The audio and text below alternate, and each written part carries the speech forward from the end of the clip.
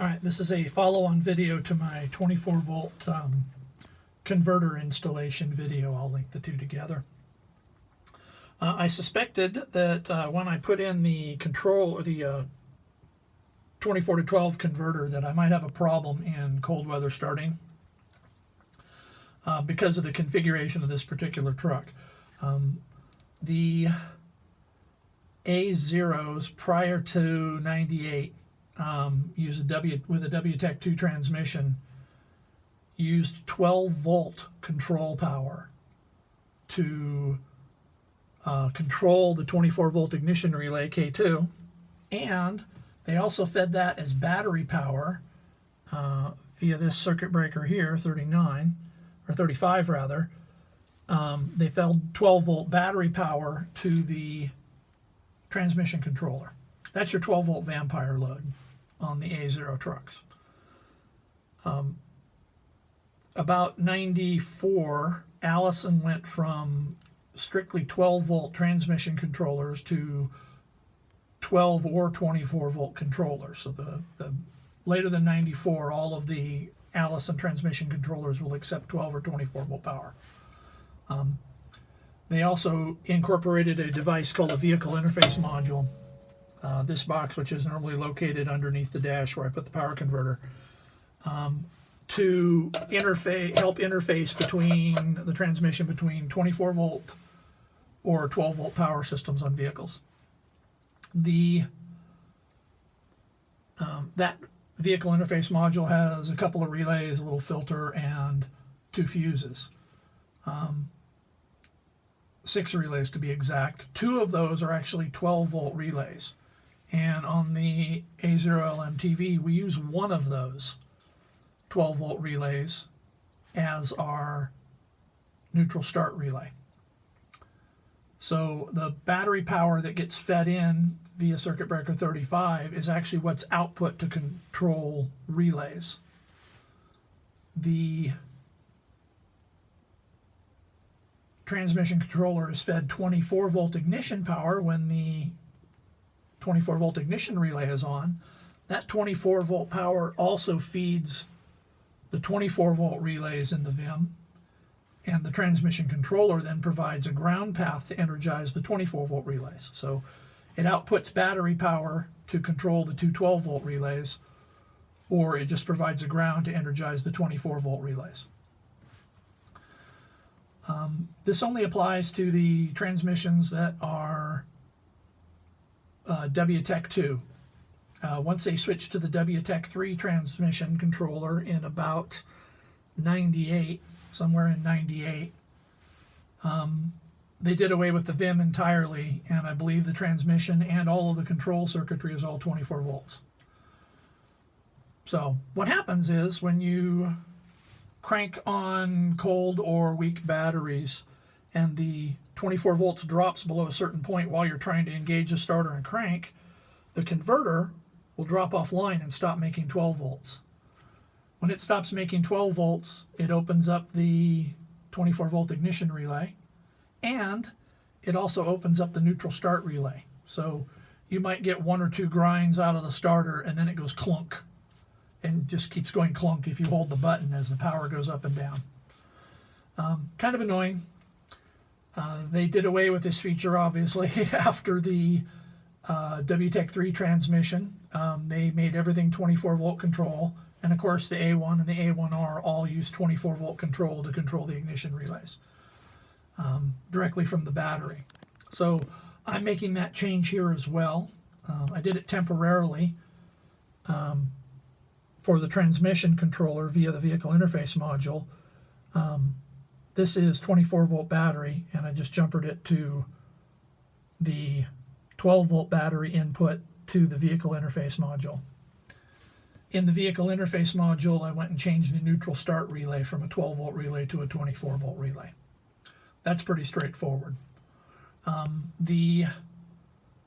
Changing the control power is just a hair more involved. Circuit breaker 70 feeds power over to the main ignition switch. The main ignition switch feeds that 12 volt power back to relay K2's coil. The other set of relays K2 coil is grounded. Also here, where it's fed into the coil at pin 86, it also feeds down to relay K6, which is the stoplight relay, via circuit breaker 76.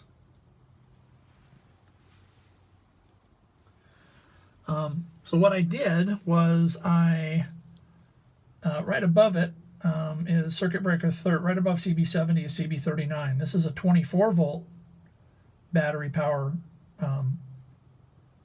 circuit breaker that normally feeds a blackout lighting circuit, which is not used unless you're pulling a commercial trailer that uses 24 volts.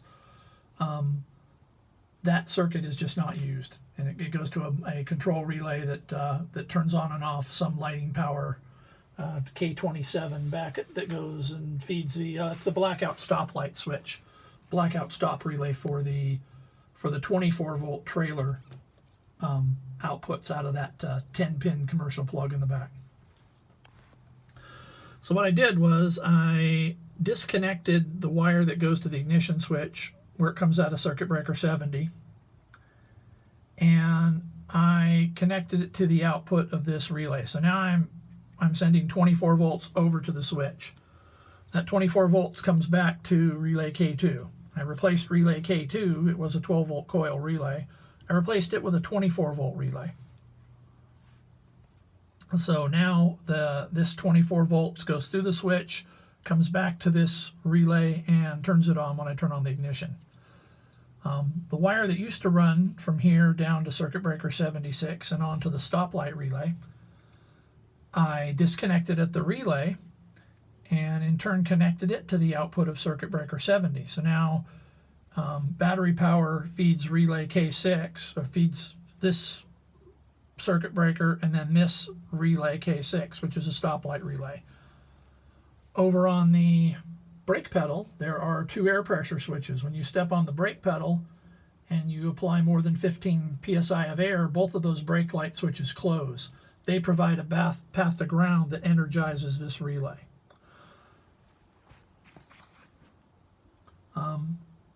That's about it for the changes. Now my control system is all run on 24 volts. I'll be cleaning up this wire here and making this change on the back side of the panel in a little bit here today. And then I'm also working on deleting the vehicle interface module entirely.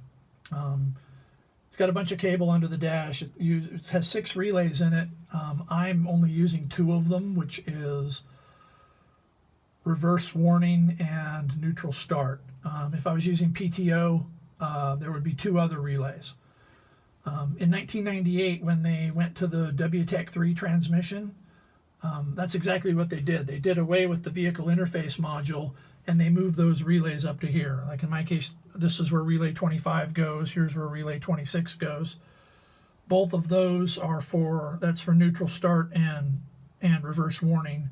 And then they implemented 2 other relays, I think 34 and 35, for power takeoff for winch control. I don't have a winch truck, and if I did, I would do the PTO a little bit different than the way they did it anyway.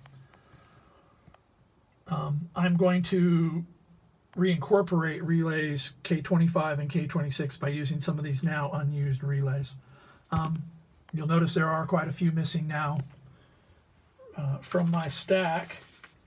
A couple of easy deletes are K27, 28, 29, 30, and 31.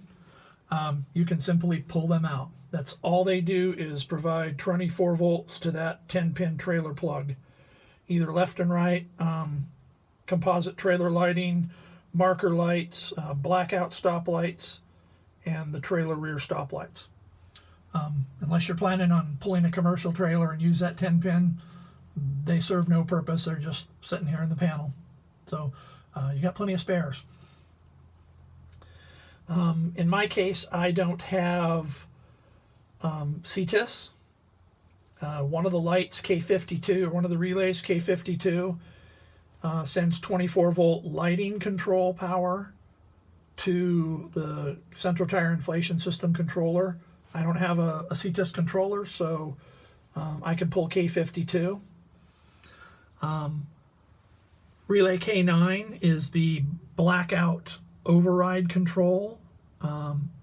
Relay K9 provides power to the hazard switch over on the dashboard for the hazard flashers.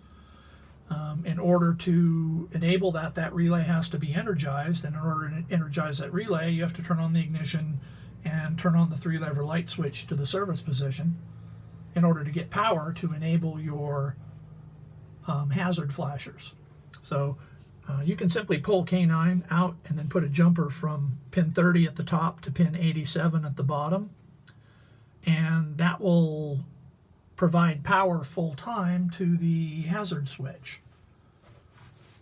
So you flip the hazard switch, it will work your hazard flashers just like any other vehicle. I'm building a habitat on the back of this vehicle. I am separating the combined brake and turn signal lights. That combination happens over here in Relay K10. Relay K10 has hazard input on one side and brake input on the other. And when you normally the hazard flash outputs are passed from the hazard switch, are passed directly through to the turn signal switch. When you step on the brakes, this relay energizes and switches from hazard to brake. So here's where your hazard and brake is actually mixed up. So I just want hazard and hazard flash to pass over to the turn signal switch. So I put in a jumper from 30 to pin 87 alpha, which would be the de-energized position of this relay. That has now separated my brake lights. I don't have no longer have any brake light information going to the turn signal switch. The actual stoplight relay, like I said, it gets power from circuit breaker 70 via circuit breaker 76 to its coil, pin 86. Pin 85 goes to the switches over on the pedal. So when you step on the pedal, this gets energized. The output of that goes and is combined on a terminal board 1, which is over here. It's combined with a couple other inputs, like from the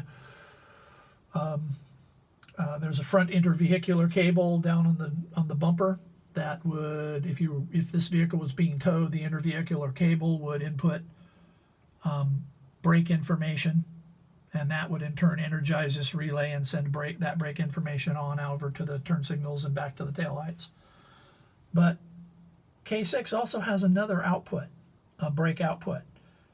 It goes directly to the 10-pin connector at the rear of the vehicle. Wire, it's pin 4 on the 10-pin, wire number 1404. That is brake lights only. I'm going to tap off of that brake signal back there and feed it to my rear bumper lighting scheme to provide and up onto the back of the habitat for the third eye brake lights. So I will have brakes independent of turn signals. The turn signals are going to be orange. The brake lights, the brake and running lights will be red.